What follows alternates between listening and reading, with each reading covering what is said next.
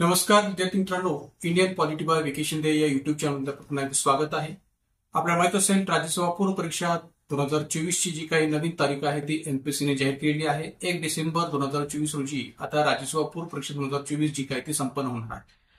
अपेक्षा करूया की संयुक्त पूर्व परीक्षा 2024 ची पण तारीख एनपीसीच्या माध्यमातून लवकरात लवकर जाहीर केली जाईल आणि त्यामुळे आता आपण लवकरात लवकर आपल्या अभ्यासाला पुढे कंटिन्यू करायला काही हरकत नाही, कारण की साहजिकच प्रत्येक मुलाच्या मनामध्ये हा प्रश्न असणार आहे की लवकरात लवकर आता संयुक्त पूर्व परीक्षा 2024 ची पण तारीख आयोगाने जाहीर करावी. तर एक लक्षात घ्या की आता राज्यव्यवस्था घटकाच्या दृष्टिकोनातून आगामी राज्यसभा पूर्व परीक्षा असो किंवा संयुक्त गट ब गट क पूर्व परीक्षा 2024 असो, या दोन्ही परीक्षांच्या दृष्टिकोनातून आपण संभाव्य प्रश्नोत्तर सिरीज भाग 1, 2, 3 आणि 4 अशा वेगवेगळ्या 4 भागामध्ये आपण सुरू केलेली होती. या सिरीजला पुन्हा एकदा आपण या ठिकाणी कंटिन्यू करणार आहोत आणि या सिरीजच्या माध्यमातून आपण एक प्रकारे आपल्या राज्यव्यवस्था घटकाच्या विभिन्न प्रकारच्या प्रश्नांना पुढे या ठिकाणी चर्चेला घेणार आहोत. तर आजच्या व्हिडिओमध्ये सुद्धा आपण या ठिकाणी एक प्रकारे राज्यसभा पूर्व परीक्षा 2024 आणि संयुक्त गट ब गट क पूर्व परीक्षा 2024 या दोन्ही हेतूने राज्यव्यवस्था घटकाच्या आणखीन काही प्रश्नांची या ठिकाणी उकल करूया, IMP फॅक्ट्सवर प्रकाश टाकूया आणि वेगवेगळ्या प्रकारच्या प्रश्नांचं विश्लेषण करून आपण या प्रश्नांची जी काही चर्चा आहे ती आजच्या या व्हिडिओच्या माध्यमातून करणार आहोत. बहुतांश विद्यार्थ्यांची मागणी होती की संभाव्य प्रश्नोत्तर सिरीज पुन्हा एक कंटिन्यू करण्यात यावी. तर एक लक्षात घ्या की मध्ये काही काळ राज्यसभा पूर्व परीक्षेची तारीख जी काय आहे ती मागे एक प्रकारे आयोगाकडून बदलली गेलेली होती. पुन्हा ती आयोगाकडून लवकर जाहीर झाली नाही आणि संयुक्त पूर्व परीक्षा 2024 ची पण या ठिकाणी नवीन तारीख किंवा एक प्रकारे नव्याने जी काही जाहिरात येणं अपेक्षित आहे ती पण आलेली नाहीये. त्या कारणामुळे मध्ये काही कालखंड मी या ठिकाणी ही सिरीज जी काही ती स्टॉप केली होती. पण आपले इतर जे काही शॉर्ट्स म्हणा की इतर जे काही माहितीपर व्हिडिओ किंवा राज्यसेवा मुख्य 2025 असणारे जे काही व्हिडिओ आहे ते आपले कंटिन्यू या ठिकाणी आपल्या युट्यूब चॅनलवर पडत होते. पण आता पुन्हा एकदा आपण या संभाव्य प्रश्नोत्तर सिरीजच्या माध्यमातून आपल्या राज्यव्यवस्था घटकासंबंधीच्या अनेक प्रश्नांवर पुन्हा एकदा कंटिन्यू पद्धतीने चर्चा करणार आहोत. तर आज आपण या राज्यसभा पूर्व परीक्षा 2024 किंवा संयुक्त गट ब गट क पूर्व परीक्षा 2024 या दोन्ही दृष्टिकोनातून असणाऱ्या राज्यव्यवस्था घटकांसंबंधीच्या आणखीन काही प्रश्नांवर प्रकाश टाकूया आणि त्या माध्यमातून अनेक प्रकारच्या IMP फॅक्ट्सवर आणि अनेक प्रकारच्या प्रश्नांच्या विश्लेषणावर प्रकाश टाकण्याचा प्रयत्न करूया.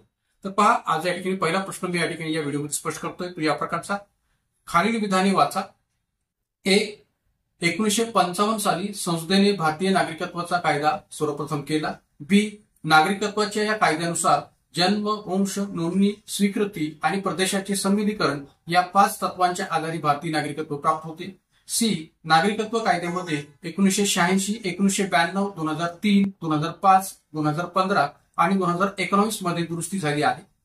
नागरिकत्व दुरुस्ती कायदा 2019 हा आसाम, मेघालय, त्रिपुरा, मिझोरम ही जी काही आदिवासी बहुल राज्य आहेत तसेच अरुणाचल प्रदेश, नागालँड, मणिपूर या राज्यांना लागू होणार नाही. आणि ई, या 2019च्या नागरिकत्व सुधारणा कायद्यात पाकिस्तान, अफगाणिस्तान व बांगलादेश मधील मुस्लिमेतर धार्मिक अल्पसंख्याकांना भारताचे नागरिकत्व देण्याची तरतूद आहे. तर अशी एकूण या ठिकाणी 5 विधानं या प्रश्नामध्ये दिलेली आहेत, ABCDE या पर्यायच्या रूपाने. आणि वरील विधानांपैकी कोणते विधान नागरिकत्व कायद्यासाठी गैर लागू ठरते असं या ठिकाणी विचारलेलं आहे की वरील विधानांपैकी कोणते विधान नागरिकत्व कायद्यासाठी गैर लागू ठरते हे या ठिकाणी आपल्याला शोधायचं आहे. आणि पर्याय उत्तर दिलेले आहेत. पर्याय 1 केवळ सी, पर्याय 2 केवळ डी, पर्याय 3 CDE आणि पर्याय 4 सर्व विधाने लागू होतात. तर आता मित्रांनो एक लक्षात घ्या की हा पूर्ण प्रश्न जो आहे तो नागरिकत्वासंबंधीचा विचारला गेलेला आहे आणि नागरिकत्व कायद्याच्या दृष्टीतून विचारलेला प्रश्न आहे. आपल्याला माहित असेल भारतामध्ये नागरिकत्वाच्या तरतुदीला अंमलात आणण्याकरता सर्वप्रथम आपल्याकडे 1955 साली संसदेने नागरिकत्व कायदा किंवा भारतीय नागरिकत्व कायदा जो काय तो केलेला होता. तर या भारतीय नागरिकत्व कायद्यामध्ये वेळोवेळी आपल्याकडे बदल केले गेलेले आहेत. वेगवेगळ्या प्रकारची या ठिकाणी दुरुस्त्या या कायद्यामध्ये केल्या गेलेल्या आहेत आणि त्या दुरुस्त्यांच्या दृष्टीतूनच जी काही विधानं आहेत ती या प्रश्नामध्ये दिलेली आहेत. तर मग आता एक लक्षात घ्या की पहिलं जे विधान आहे की 1955 साली संसदेने भारतीय नागरिकत्व कायदा सर्वप्रथम केला होता, तर हे विधान या ठिकाणी बरोबर आहे. त्यानंतर बी विधान की नागरिकत्वाच्या या कायद्यानुसार जन्म, वंश, नोंदणी, स्वीकृती आणि प्रदेशाचे संविलीकरण या 5 तत्वांच्या आधारे भारतीय नागरिकत्व प्राप्त होते, तर हे देखील या ठिकाणी विधान बरोबर आहे. कारण की आपल्याकडे जी काही 5 तत्व मान्य केली भारतीय नागरिकत्व कायदा 1955 मध्ये, तर ती तत्व आहेत जन्म, वंश, नोंदणी, स्वीकृती आणि प्रदेशाचे संविलीकरण. तर त्यामुळे बी देखील विधान या प्रश्नातलं बरोबर आहे. त्यानंतर नागरिकत्व कायद्यामध्ये 1986, 1992, 2003, 2005, 2015 आणि 2019 मध्ये दुरुस्ती झालेली आहे. तर एक लक्षात घ्या की भारतीय नागरिकत्व कायदा 1955 अंतर्गत आज पायथून जर आपण विचार केला तर साधारणपणे एकूण 6 वेळा दुरुस्त झालेले आहेत आणि त्यामुळे या ठिकाणी 1996, 1992, 2003, 2005 आणि 2015 व 2019 या संबंध कालखंडाचा विचार केला तर एकूण या 6 वेळा झालेल्या दुरुस्त्या आहेत असं म्हणायला इथं जागा होते आणि म्हणून या ठिकाणी सी देखील विधान या नागरिकत्व कायद्याच्या दृष्टीने जर विचार केला तर लागू पडतं, त्यामुळे सी देखील विधान जे काय ते बरोबर आहे. डी विधान नागरिकत्व दुरुस्ती कायदा 2019 म्हणजे 2019 मध्ये जेव्हा नागरिकत्व कायद्यामध्ये दुरुस्ती केली गेली होती, सुधारणा केली गेली होती, तर त्या कायद्याचा विचार केला तर हा जो काही कायदा आहे तो आसाम, मेघालय, त्रिपुरा, मिझोराम या आदिवासी बहुल राज्य आणि अरुणाचल प्रदेश, नागालँड, मणिपूर या राज्यांना लागू होणार नाही असं जे काही डी मध्ये उल्लेख केलेला आहे, डी विधानामध्ये उल्लेख केलेला आहे, तर त्या विधानाचा विचार करता निश्चित डी देखील विधान या ठिकाणी बरोबर आहे की या 2019 मध्ये जो काही सुधारणा केलेला होता या नागरिकत्व कायद्यामध्ये, तर त्या कायद्याचा विचार करता या ठिकाणी हा जो काही कायदा आहे नागरिकत्व दुरुस्ती कायदा 2019 हा आसाम, मेघालय, त्रिपुरा, मिझोराम या आदिवासी बहुल राज्ये आणि अरुणाचल प्रदेश, नागालँड, मणिपूर या राज्यांना सुद्धा लागू होणार नाहीये हे या कायद्यामध्ये स्पष्ट करण्यात आलेलं होतं, दुरुस्ती कायद्यामध्ये स्पष्ट करण्यात आलं होतं. आणि आणखीन एक महत्वपूर्ण बाब जी आहे की जी या ई विधानामध्ये दिलेली आहे की या 2019च्या नागरिकत्व सुधारणा कायद्यात पाकिस्तान, अफगाणिस्तान आणि बांगलादेशमधील मुस्लिमेतर धार्मिक अल्पसंख्याकांना म्हणजे मुस्लिम सोडून जे इतर धार्मिक अल्पसंख्याक या देशामध्ये आहेत जसं की हिंदू असतील किंवा शीख असतील किंवा एक प्रकारे या ठिकाणी ख्रिश्चन असतील, तर असे जे काही मुस्लिमेतर धार्मिक अल्पसंख्याक आहेत, मुस्लिम सोडून असणारे धार्मिक अल्पसंख्याक आहेत, तर अशा धार्मिक अल्पसंख्याकांना भारताची नागरिकत्व देण्याची तरतूद या ठिकाणी या दुरुस्ती कायदा 2019 मध्ये केलेली आहे हे म्हणणं सुद्धा बरोबर आहे. तर त्यामुळे वरील विधानांपैकी कोणती विधाने नागरिकत्व कायद्यासाठी गैरलागू ठरते असा जो काही तो उल्लेख केलेला आहे त्याचा विचार करता या ठिकाणी सर्वच विधानं बरोबर असली या कारणामुळे या ठिकाणी सर्वच विधाने लागू ठरतात असं म्हणणं योग्य ठरतं. एकही विधान गैरलागू ठरणार आहे असा उल्लेख इथं आपल्याला करता येऊ शकणार नाही आणि म्हणून या ठिकाणी या प्रश्नोत्तर आपलं सांगता येतं ते म्हणजे पर्याय क्रमांक 4 की सर्व विधाने लागू होतात. की या कायद्याच्या दृष्टीने जर विचार केला किंवा भारतीय नागरिकत्वाच्या कायद्याच्या दृष्टीने जर विचार केला तर या ठिकाणी ही या प्रश्नातली जी काही ABCDE हे सर्वच विधाने आहेत ती लागू ठरतात आणि म्हणून या ठिकाणी उत्तर आपल्याला सांगता येईल पर्याय क्रमांक 4 सर्व विधाने लागू होतात. तर या कायद्याच्या अनुषंगाने थोडीशी इतरही माहिती आपण पुढे पाहूया. पहा, नागरिकत्व दुरुस्ती कायदा 2019 यामधल्या ज्या काही तरतुदी आहेत त्याही तरतुदी या ठिकाणी महत्वाच्या आहेत की जसं आपण मागाशी प्रश्नाच्या अंतर्गत विधानांच्या माध्यमातून नागरिकत्व दुरुस्ती कायद्याच्या बाबतीच्या 2019 मध्ये ज्या काही तरतुदी आहेत त्या थोड्याशा पाहिल्या होत्या, पण इतरही काही तरतुदी या कायद्याच्या अंतर्गत जे महत्वपूर्ण आहेत त्याच्यावर थोडक्यात प्रकाश टाकूया. की नागरिकत्व दुरुस्ती कायदा 2019 मुळे भारतालगतच्या किंवा भारताशेजारच्या पाकिस्तान, बांगलादेश आणि अफगाणिस्तान या 3 देशांमध्ये असलेल्या मुस्लिमेतर धार्मिक अल्पसंख्याकांना म्हणजेच मुस्लिम सोडून असणाऱ्या इतर धार्मिक अल्पसंख्याकांना भारताचे नागरिकत्व देण्याची तरतूद जी काय ती मान्य केली गेलेली आहे किंवा तरतूद जी काय ती करण्यात आलेली आहे. तर मग त्यामध्ये या ठिकाणी कोणते मुस्लिमेतर धार्मिक अल्पसंख्याक आहेत की ज्यांचा विचार त्याच्यामध्ये केलेला आहे, तर मुस्लिम बहुल असलेल्या या 3 देशांमध्ये, कारण की पाकिस्तान असो, अफगाणिस्तान असो, बांगलादेश असो हे 3 मुस्लिम बहुल देश आहेत आणि अशा 3 देशांमधील हिंदू, शीख, पारशी, जैन, बौद्ध आणि ख्रिश्चन, हिंदू, शीख, पारशी, जैन, बौद्ध आणि ख्रिश्चन या सर्व धर्मियांना या कायद्यानुसार भारताचं नागरिकत्व मिळू शकेल असं दुरुस्ती कायदा 2019 मध्ये स्पष्ट केलेलं आहे. तर त्यामुळे या 3 मुस्लिम बहुल देशांमधील हिंदू, शीख, पारशी, जैन, बौद्ध आणि ख्रिश्चन या धर्मियांना भारतामध्ये या ठिकाणी या कायद्यानुसार नागरिकत्व मिळू शकेल असं दुरुस्ती कायदा 2019 मध्ये स्पष्ट केलेलं आहे.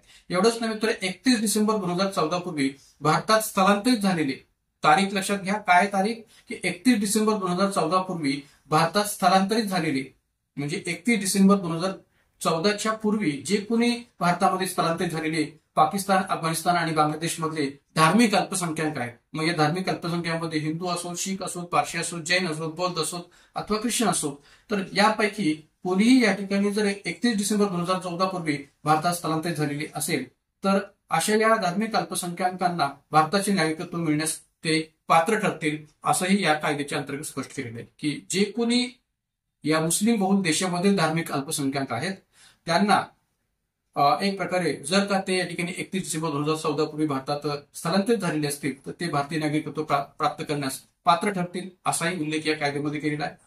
नागरिकत्व दुरुस्ती कायद्याअंतर्गत भारताचे नागरिकत्व मिळवण्याबाबतच्या अटी ज्या आहेत त्या काहीशा शिथिल केलेल्या आहेत, म्हणजे ज्या अगोदर या ठिकाणी अटी होत्या त्यापेक्षा काही अटी ज्या आहेत त्या शिथिल केलेल्या आहेत किंवा सौम्य केलेल्या आहेत.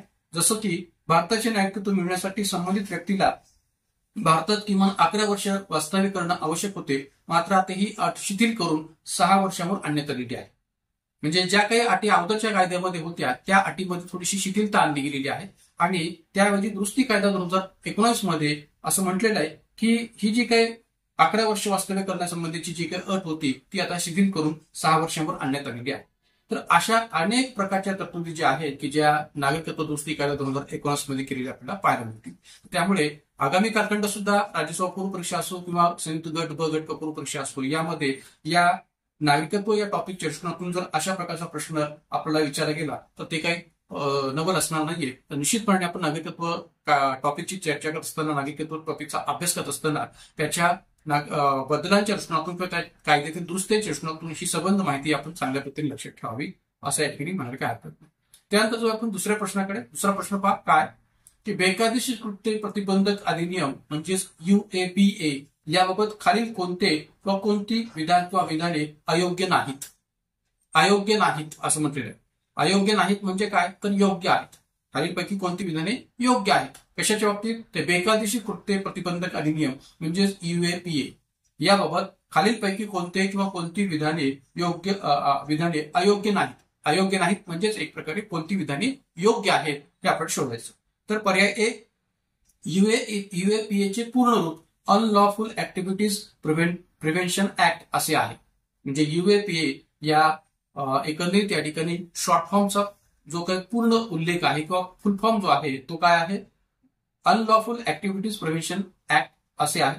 त्यानंतर बी भारताच्या सार्वभौमत्व व एकतेविरुद्ध कृत्य करणाऱ्या संघटनांना आणि व्यक्तींना आळा बसावा म्हणून भारतीय संसदेने 1967 मध्ये हा कायदा संमत केला. सी या कायद्यात 1969, 1972, 1986, 2004, 2008, 2019 मध्ये सुधारणा करण्यात आलेली आहे. आणि डी 2019 मधील सुधारणेनुसार राष्ट्रीय तपास संस्थेस म्हणजेच नॅशनल इन्व्हेस्टिगेशन एजन्सी अन्वेषणाचे अधिकार देण्यात आले आहेत. कोणाला तर NIA ला. अशा पद्धतीने ही 4 विधानं या UAPA कायद्यासंबंधी दिलेली आहेत आणि आपल्याला विचारलं आहे की या दिलेल्या विधानांपैकी कोणती विधाने अयोग्य नाहीत म्हणजेच कोणती विधाने योग्य आहेत. तर त्यानंतर पर्याय उत्तर आहेत पर्याय A व C, पर्याय 2 A व B, पर्याय 3 A, B आणि C आणि पर्याय 4 वरील सर्व. तर मित्रांनो आपल्याला जर का या ठिकाणी UAPA कायद्यासंबंधीची पूर्ण माहिती असेल तर आपण निश्चितपणे याबाबतचं उत्तर जे काय ते देऊ शकता. तर मित्रांनो त्या लक्षात घ्या की बेकायदेशीर कृत्य प्रतिबंधक अधिनियम म्हणजे मराठीमध्ये जर आपण UAPAचा भाषांतर जर केलं तर आपल्याला त्याचा या पद्धतीने भाषांतर करता येईल की बेकायदेशीर कृत्य प्रतिबंधक अधिनियम याबाबत खालीलपैकी कोणती विधाने अयोग्य नाहीत किंवा योग्य आहेत. तर आता UAPAचा फुल फॉर्म जो इथं दिलेला आहे ए विधानामध्ये तर तो पूर्णपणे बरोबर आहे की अनलॉफुल ऍक्टिव्हिटीज प्रिव्हेन्शन ऍक्ट असे या ठिकाणी त्याचा उल्लेख जो केलेला आहे तो बरोबर आहे. बी विधानाचा जर विचार केला की भारताच्या सार्वभौमत्व आणि एकतेविरुद्ध कृत्य करणाऱ्या संघटनांना व व्यक्तींना आळा बसावा म्हणून भारतीय संसदेने 1967 मध्ये हा कायदा संमत केला होता. तर हे देखील या ठिकाणी बरोबर आहे की 1967 मध्येच भारताच्या सार्वभौमत्व आणि एकतेविरुद्ध एक प्रकारे ज्या काही संघटना किंवा व्यक्ती कृत्य करतील तर त्यांना आळा बसावा या हेतूनेच अशा प्रकारचा कायदा जो काही 1967 मध्ये करण्यात आलेला होता हे देखील म्हणणं या ठिकाणी बरोबर आहे. या कायद्यात पुढे चालून या ठिकाणी 1969, 1972, 1986, 2004, 2008 आणि 2019 या संबंध कालखंडामध्ये सुधारणा करण्यात आलेल्या आहेत. तर हे देखील म्हणणं या ठिकाणी बरोबर आहे कारण की 6 वेळा या कायद्यामध्ये सुधारणा करण्यात आलेल्या आहेत. त्यामुळे एकंदरीत या संबंध कालखंडात या कायद्यामध्ये सुधारणा करण्यात आलेल्या होत्या हे देखील म्हणणं बरोबर आहे. त्यानंतर 2019 मधील सुधारणेनुसार NIA म्हणजेच राष्ट्रीय तपास संस्थेस अन्वेषणासंबंधीचे किंवा शोधासंबंधीचे अधिकार देण्यात आलेले आहेत हे देखील या ठिकाणी या प्रश्नाच्या अनुषंगाने हे विधान जे आहे ते बरोबर आहे. मित्रांनो लक्षात घ्या की या 2019 मधील सुधारणेचा जर विचार केला तर 2019 मधील सुधारणेनुसार आणखीन एक गोष्ट या कायद्याच्या अंतर्गत महत्वपूर्ण पद्धतीने स्पष्ट केलेली आहे ती म्हणजे कोणती की आता NIAच्या माध्यमातून तपास तर होणारच आहे किंवा NIA कडे या ठिकाणी याबाबतच्या तपासाचे अधिकार तर दिलेलेच आहेत. त्याचबरोबर या कायद्यामध्ये दुरुस्ती करून असंही नमूद केलेलं आहे की जर का एखादी व्यक्ती अशा प्रकारच्या या ठिकाणी सार्वभौमत्व किंवा भारताच्या एकतेविरुद्ध असणाऱ्या कृत्यामध्ये समाविष्ट असेल तर त्या व्यक्तीला लागलीच दहशतवादी म्हणून घोषित केलं जाईल. म्हणजे अगोदर या ठिकाणी काय होतं की एखाद्या व्यक्तीचा एखाद्या संघटनेशी संबंध असला तर त्या संघटनेच्या दृष्टिकोनातून संघटनेला दहशतवादी संघटना म्हणून घोषित केलं जात होतं. पण आता एखाद्या व्यक्तीला सुद्धा या ठिकाणी दहशतवादी म्हणून घोषित केलं जाईल अशी सुधारणा 2019 मध्ये या ठिकाणी केली गेलेली आहे. तर त्यामुळे ही सुद्धा एक नवीन बाब आहे की एखाद्या व्यक्तीला देखील आता या 2019 मधल्या नवीन सुधारणेनुसार दहशतवादी म्हणून घोषित केलं जाऊ शकेल अशी तरतूद या ठिकाणी 2019 मध्ये या कायद्याच्या अंतर्गत केलेली आहे. तर त्यामुळे या ठिकाणी या प्रश्नोत्तर आपल्याला सांगता येईल किंवा या एखादी प्रश्नाच्या अनुषंगाने जी काही दिलेली 4 विधाने आहेत त्यापैकी कोणती विधाने अयोग्य नाहीत किंवा कोणती विधाने योग्य आहेत, तर वरील सर्वच विधाने या ठिकाणी योग्य आहेत आणि म्हणून या ठिकाणी उत्तर आपल्याला सांगता येईल पर्याय क्रमांक 4 वरील सर्व. का तर या कायद्याच्या अनुषंगाने दिलेली ही सबंध विधाने बरोबर आहेत, योग्य आहेत आणि म्हणून या ठिकाणी उत्तर आपल्याला सांगता येईल पर्याय क्रमांक 4 वरील सर्व.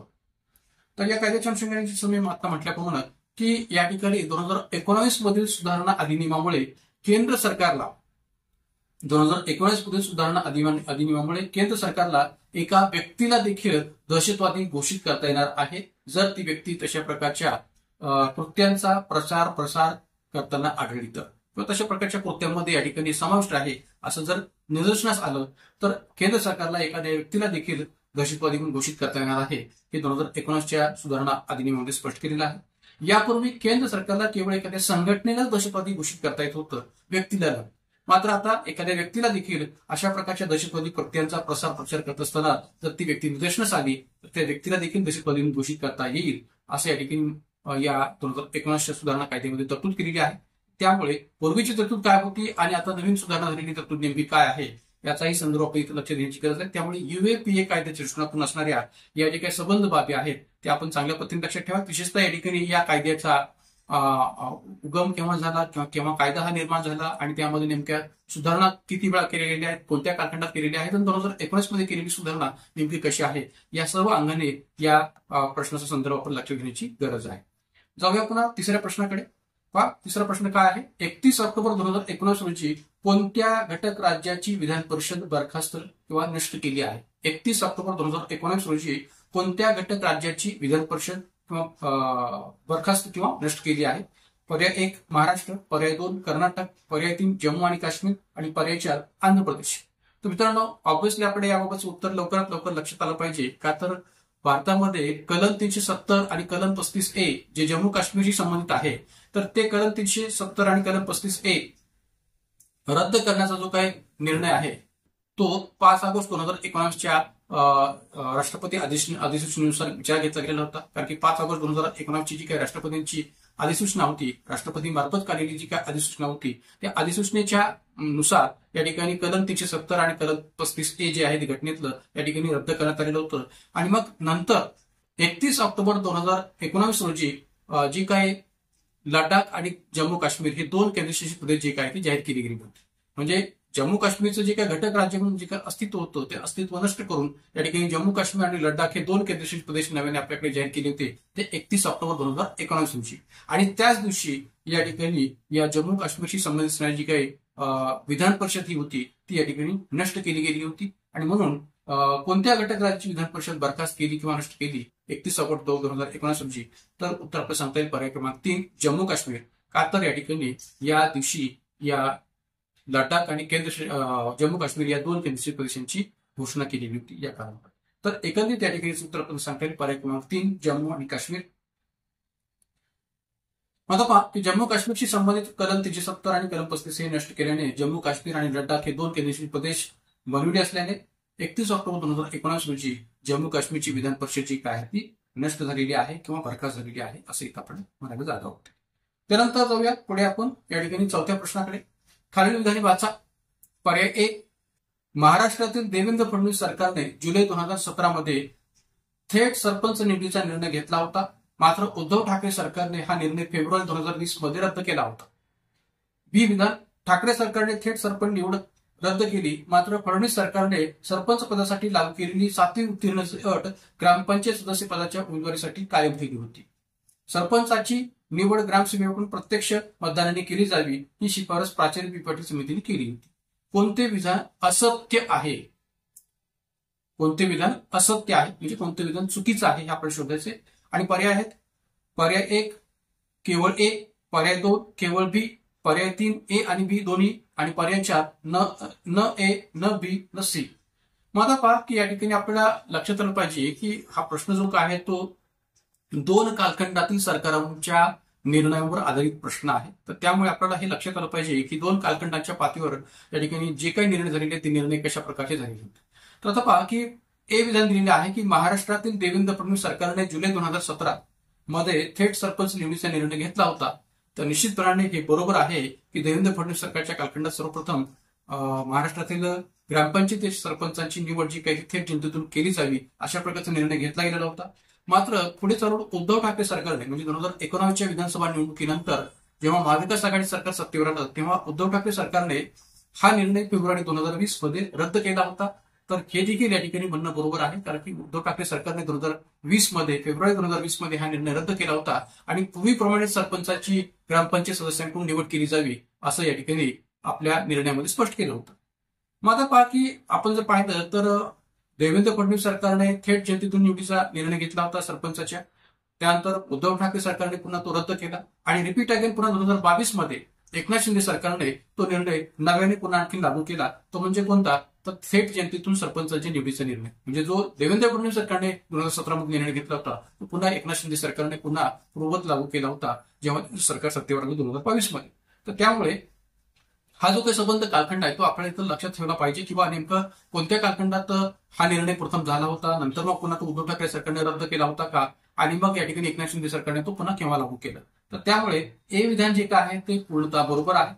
त्यानंतर बी विधान, ठाकरे सरकारने थेट सरपंच निवड रद्द केली.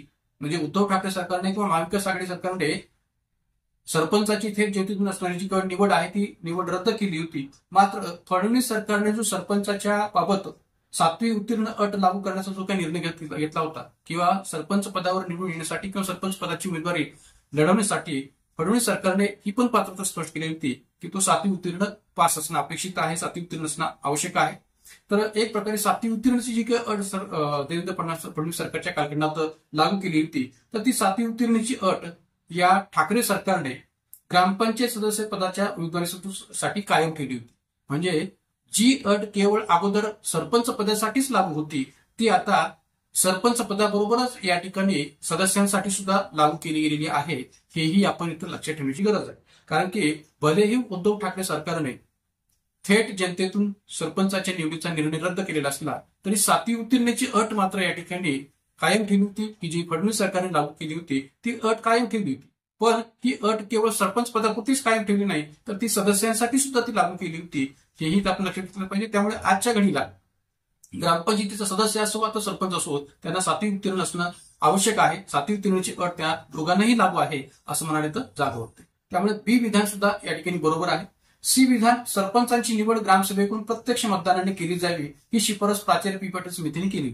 तर मित्रांनो या बाबतीत ही पण गोष्ट लक्षात ठेवा की प्राचार्य पी पाटील समिती 1984 या प्राचार्य पी पाटील समितीने पंचराज्य व्यवस्थेसंबंधीचा जो काही शिफारशी आहे त्या शिफारशी करत असताना आपल्या शिफारशीमध्ये ग्रामपंचायतीबाबत ही शिफारस केली होती की सरपंचांची निवड ही प्रत्यक्ष जनतेकडून केली जावी किंवा प्रत्यक्ष मतदानाने ग्रामसभेकडून केली जावी ही आपल्या शिफारशीमध्ये केलेली शिफारस होती. त्यामुळे प्राचार्य पी पाटील समितीने 1984 अंतर्गत अशा प्रकारे शिफारस केली होती हे देखील म्हणणं बरोबर आहे या सरपंचाच्या थेट जनतेतून निवडीच्या दृष्टीने. आणि विशेष म्हणजे ही पण बाब लक्षात घ्या कारण की त्याबाबत मी शॉर्ट्स पण बनवलेला आहे. शॉर्ट्समध्ये पण त्याच्यावरची माहिती दिलेली आहे की आपल्याकडे देवेंद्र फडणवीस सरकारच्या कालखंडामध्ये सरपंचांची थेट जनतेतून निवडीचा जो काही निर्णय घेतला गेला होता तर त्या निर्णयाच्या बाबत जी काही अभ्यास करण्यासाठी समिती स्थापन केली होती ती समिती होती सुधीर ठाकरे समिती. तर या सुधीर ठाकरे समितीच्या अंतर्गत सुधीर ठाकरे हे स्वतः अध्यक्ष होते आणि पोपटराव पवार हिवरे बाजार ग्रामपंचायतीचे सरपंच हे या ठिकाणी या सुधीर ठाकरे समितीमध्ये सदस्य होते. तर ही 2 सदस्यीय समिती जी होती सुधीर ठाकरे समिती या समितीने जी काही शिफारस केली की सरपंचांची थेट जनतेतून निवडीचा जो काही निर्णय आहे तो स्वीकारायला काही हरकत नाही तर त्याच या ठिकाणी या सुधीर ठाकरे समितीच्या म्हणण्यानुसार किंवा सांगण्यानुसार देवेंद्र फडणवीस सरकारने या ठिकाणी हा निर्णय घेतला होता 2017 मध्ये आणि पुढे तो उद्धव ठाकरे सरकारने या ठिकाणी रद्द केला. पण या ठिकाणी पुन्हा एकदा एकनाथ शिंदे सरकारने 2022 मध्ये हा निर्णय रिपीट अगेन पूर्ववत लागू केलेला होता. तर या संबंध प्रश्नाच्या बाबतीत जर विचार केला तर या ठिकाणी विचारले काय की कोणते विधान असत्य आहे. तर या ठिकाणी एकही विधान असत्य आहे असं म्हणता येणार नाही. सर्वच विधाने सत्य आहेत आणि म्हणून उत्तर आपल्याला सांगता येईल पर्याय क्रमांक 4 न ए न बी न सी. आणि म्हणून या ठिकाणी या प्रश्नातील सर्वच विधाने सत्य असल्यामुळे उत्तर आपल्याला सांगता येईल पर्याय क्रमांक 4 न ए न ब न बी आणि न सी. जाऊया या प्रश्नाच्या थोडंसं या ठिकाणी विश्लेषणाच्याकडे.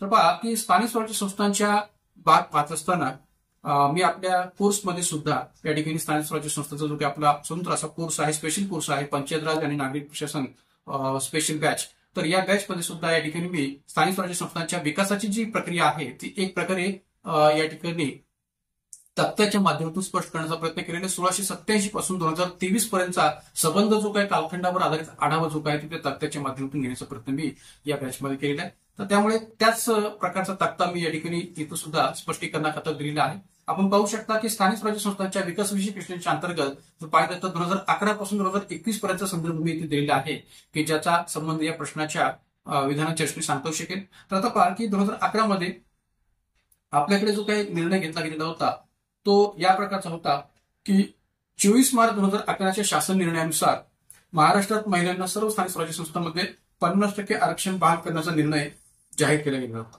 तर मित्रांनो, ही जी काही तारीख आहे 24 मार्च 2011 ही चांगल्या पद्धतीने लक्षात ठेवा, कारण की या रोजीच्या निर्णयानुसार आपल्याकडे सर्व स्वराज्य संस्थांमध्ये महिलांना 50% आरक्षण जे काही ते बहाल केले गेलेलं होतं. तर याच्यावर प्रश्न माझ्या आयोगाने विचारलेला आहे, या तारखेबद्दल सुद्धा विचारलेला आहे. तर त्यामुळे या ठिकाणी ही तारीख चांगल्या पद्धतीने लक्षात ठेवा. कोणत्या तारखेला आपल्याकडे महिलांना महाराष्ट्रात स्थानिक स्वराज्य संस्थांमध्ये 50% आरक्षण बहाल केलेलं आहे, तर 24 मार्च 2011च्या शासन निर्णयानुसार. त्यानंतर 2016 मध्ये 30 ऑगस्ट 2016 रोजीच्या महाराष्ट्र शासनाच्या आदेशानुसार नगर परिषदेच्या नगराध्यक्षांची प्रत्यक्ष निवडीतून निवडीची घोषणा देवेंद्र फडणवीस सरकारने केलेली होती. पुन्हा 2017 मध्ये 19 जुलै 2017 रोजीच्या महाराष्ट्र शासनाच्या आदेशाद्वारे ग्रामपंचायतीच्या सरपंचांची प्रत्यक्ष निवडीतून निवडीची घोषणा त्याच देवेंद्र फडणवीस सरकारने केली होती. त्यानंतर 2017 मध्ये 24 ऑक्टोबर 2017 रोजीच्या महाराष्ट्र शासनाच्या आदेशाद्वारे नगरपंचायतीच्या सुद्धा नगराध्यक्षांचा प्रत्यक्ष निवडीचा निर्णय जो काय तो देवेंद्र फडणवीस सरकारने घेतलेला होता. नंतर 2020 मध्ये 19 जुलै 2017च्या फडणवीस सरकारचा जो काही थेट जनतेतून सरपंच निवडीचा जो निर्णय होता तो उद्धव ठाकरे सरकारने फेब्रुवारी 2020 मध्ये रद्द केला आणि सरपंचांची निवड पूर्वीप्रमाणेच ग्रामपंचायतीतूनच होणार असे जाहीर केले, म्हणजेच ग्रामपंचायत सदस्यांकडून होणार असं जाहीर केलं. आणि ठाकरे सरकारने थेट सरपंच निवड रद्द केली असली तरी सरपंच पदाच्या उमेदवारीसाठीची 7वी उत्तीर्णची अट मात्र या ठिकाणी कायम ठेवली होती. म्हणजे ही जी काही अट आहे ती सरपंच पदाबरोबरच ग्रामपंचायत सदस्यांसाठी सुद्धा कायम ठेवली होती, हे इथं आपल्याला म्हणता शकेल. त्यानंतर 2020च्या पातळीवर जर विचार केला तर 30 ऑगस्ट 2016च्या फडणवीस सरकारच्या निर्णयानुसार नगर परिषदेच्या नगराध्यक्षांची थेट जनतेतून निवड आणि 24 ऑक्टोबर 2017च्या फडणवीस सरकारच्याच निर्णयानुसार नगरपंचायतीतील नगराध्यक्षांची थेट जनतेतून निवड हे दोन्ही निर्णय सुद्धा महाविकास आघाडी सरकारने फेब्रुवारी 2020 मध्ये रद्द केले होते आणि त्यामुळे दोन्ही संस्थांमध्ये नगराध्यक्षांची निवड पूर्वीप्रमाणेच नगरसेवकाकडून होणार असे जाहीर केले होते. म्हणजे सांगायचं हेतू काय की इथं सरपंचांची थेट जनतेतून निवडीचा निर्णय असो, नगराध्यक्षांची थेट जनतेतून निवडीचा निर्णय असो, मग तो नगराध्यक्ष नगरपंचायतीचा असो नगर परिषदेचा असो, हे तिन्ही प्रकारचे जे काही निर्णय फडणवीस सरकारने घेतले होते थेट जनतेतून निवडीच्या बाबतचे, ते तिन्ही निर्णय या ठिकाणी ठाकरे सरकारने किंवा उद्धव ठाकरे सरकारने महाविकास आघाडी सरकारने रद्द ठरवले होते. पुन्हा हे तिन्ही निर्णय या ठिकाणी एकनाथ शिंदे सरकारने पूर्ववत लागू केलेले आहेत आणि सध्याच्या पातळीवर जर आपण विचार केला तर या तिन्ही निर्णयाच्या पातळीवर आपल्याकडे सरपंचाची थेट जनतेतून निवड होते आणि नगर परिषद नगरपंचायतीच्या नगराध्यक्षांची सुद्धा थेट जनतेतून निवड होते असं म्हणायला काही हरकत नाही. एकनाथ शिंदे सरकारने फडणवीस सरकारचे ही पूर्वीचे तिन्ही निर्णय पुन्हा जशाच तसे लागू केलेले आहेत 2022 मध्ये. आणि एवढंच नव्हे तर ग्रामपंचायत सदस्य पदाच्या उमेदवारीसाठी देखील 7वी उत्तीर्णची अट आता ठेवली गेलेली आहे. त्यामुळे सध्या सरपंचाबरोबर ग्रामपंचायत सदस्यांना सुद्धा 7वी उत्तीर्णची अट आता लागू आहे. त्यामुळे हा जो काही संबंध तक्ता आहे त्या तक्त्यातील संबंध जी काही माहिती आहे ती आपल्याला निश्चितच इतरही प्रश्नाच्या प्रश्नात उपयोगाची ठरेल असं म्हणायला काही हरकत नाही. त्यामुळे अशा प्रकारचा प्रश्न जर विचारला गेला तर आपली ही संबंध माहिती लक्षात ठेवायची तयारी असली पाहिजे. त्यानंतर जाऊया आपण पुढे 5वा प्रश्न. खालील विधाने वाचा. एक, केंद्र सरकारने दादर नगर हवेली व दमण दीव या 2 केंद्रशासित प्रदेशांचे विलिनीकरण केले आहे. बी, या 2 केंद्रशासित प्रदेशांच्या प्रशासनाच्या सोयीसाठी केंद्र सरकारने हे विलिनीकरण केले आहे. सी, नव्याने तयार झालेल्या या केंद्रशासित प्रदेशाचे नाव दादर नगर हवेली आणि दमण दीव केंद्रशासित प्रदेश असे केले आहे. डी, केंद्र सरकारच्या या निर्णयामुळे देशातील केंद्रशासित प्रदेशांची संख्या 8 झाली आहे. आणि ई, नव्याने तयार झालेल्या या केंद्रशासित प्रदेशाचे मुख्यालय दमण दीव येथे असणार आहे. कोणते किंवा कोणते विधाने बरोबर आहे किंवा आहेत? पर्याय 1 ए, बी व डी, पर्याय 2 ए, बी व ई, पर्याय 3 सर्व विधाने बरोबर आहेत आणि पर्याय 4 ए, बी, सी व डी. मग आता मित्रांनो या ठिकाणी एक लक्षात घ्या की या प्रश्नामध्ये दिलेली काही जी काही संबंध विधाने आहेत ती संबंध विधाने जर आपण पाहिली तर ही संबंध विधाने या ठिकाणी बरोबर आहेत का तर ऑब्व्हियसली 2019 मध्ये जो काही आपल्याकडे निर्णय झालेला होता, तर त्या निर्णयानुसार जर विचार केला तर या ठिकाणी केंद्रशासित प्रदेशांच्या पातळीवर हा जो काही बदल आहे तो केला गेलेला आहे की केंद्र सरकारने दादर हवेली आणि दमण दीव या 2 केंद्रशासित प्रदेशांचं विलिनीकरण केलेलं आहे. हे म्हणणं बरोबर आहे, त्यामुळे ए विधान बरोबर आहे.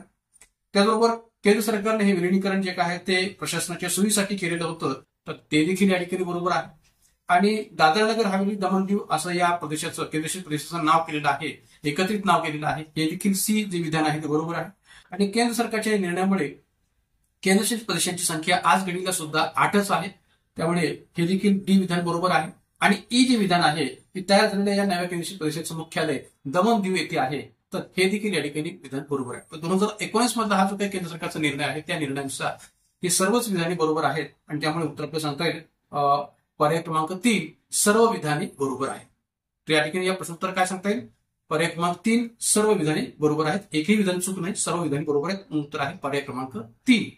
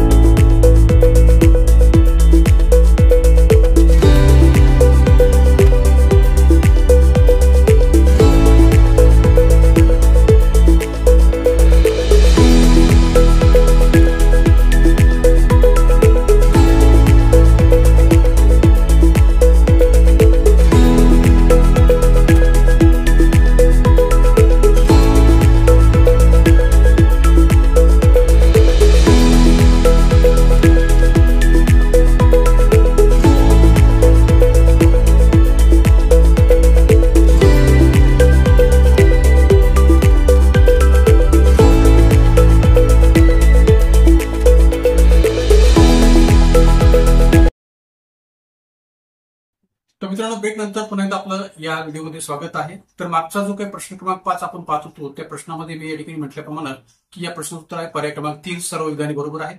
का तर या ठिकाणी दादर नगर हवेली आणि दमण दीव या दोन्ही केंद्रशासित प्रदेशांचं जे काही विलिनीकरण आहे ते विलिनीकरण केल्यामुळे आता हे दोन्ही केंद्रशासित प्रदेश एकच केंद्रशासित प्रदेश म्हणून ओळखले जात आहेत. तर या प्रकारचा जो काय निर्णय आहे तो भारत सरकारकडून किंवा केंद्र सरकारकडून 25 नोव्हेंबर 2019 रोजी घेतला गेला होता. त्यामुळे 25 नोव्हेंबर 2019चा जो काही केंद्र सरकारचा निर्णय आहे त्या निर्णयानुसार आता आज घडीला जर आपण पाहिलं तर केंद्र सरकारच्या या निर्णयामुळे देशातील केंद्रशासित प्रदेशांची संख्या 8 झालेली आहे. आज देखील ती 8च आहे आणि 2019 मध्ये सुद्धा हा जो काही निर्णय घेतला गेला होता त्या निर्णयानुसार या ठिकाणी एक प्रकारे या केंद्रशासित प्रदेशांची संख्या 8च झालेली होती.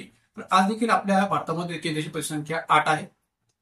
हे 8 केंद्रशासित प्रदेश नेमके कोणते आहेत तर ते या प्रकारचे आपल्याला सांगता येतील: अंदमान निकोबार बेटे, लक्षद्वीप, चंदीगड, दिल्ली, पुडुचेरी, दादरा नगर हवेली व दमण दीव, जम्मू काश्मीर आणि लडाख. तर अशा प्रकारचे हे 8 केंद्रशासित प्रदेश आज आपल्याला या ठिकाणी भारतामध्ये पाहायला मिळतात. तर त्यामुळे या प्रश्नोत्तराला सांगता येईल पर्याय क्रमांक 3.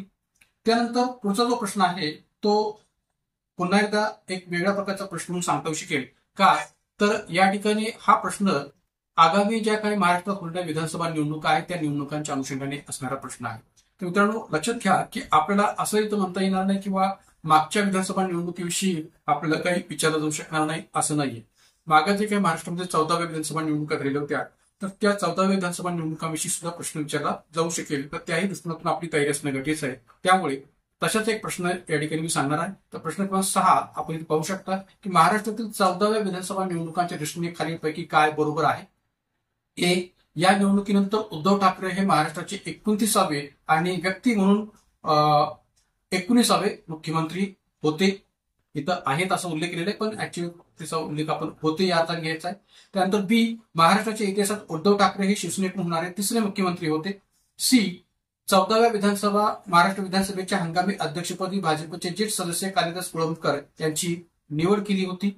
आणि डी, महाविकास आघाडीचे सरकार स्थापन झाल्यानंतर काँग्रेसचे आमदार नाना पटोले यांची विधानसभा अध्यक्षपदी बिनविरोध निवड झाली होती. पर्याय उत्तर आहेत ए, बी आणि सी. पर्याय 2 ए, सी व डी. पर्याय 3 बी, सी व डी. आणि पर्याय 4 ए, बी, सी व डी. तर मित्रांनो, या ठिकाणी एक लक्षात घ्या की 14व्या विधानसभा निवडणुकांच्या दृष्टीने खालीलपैकी काय बरोबर आहे हे आपल्याला इथं विचारलेलं आहे.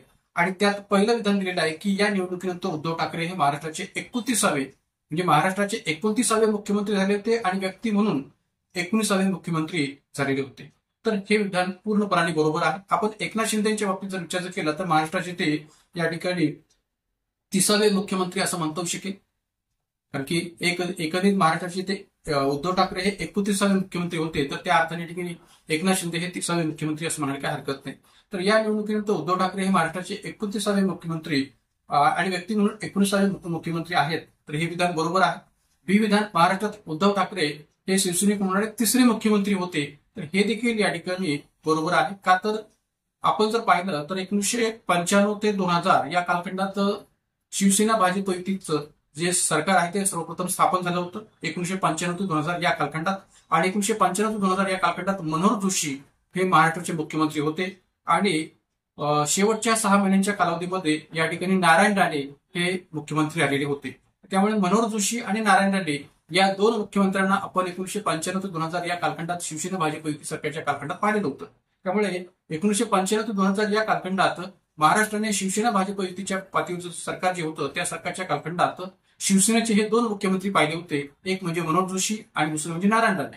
पण 3रे मुख्यमंत्री म्हणून या ठिकाणी उद्धव ठाकरेंना आपण केव्हा पाहिलं तर एक प्रकारे 2019 मध्ये. त्यामुळे महाराष्ट्राच्या इतिहासात उद्धव ठाकरे हे शिवसेनेकडून होणारे 3रे मुख्यमंत्री होते हे म्हणणं सुद्धा बरोबर आहे.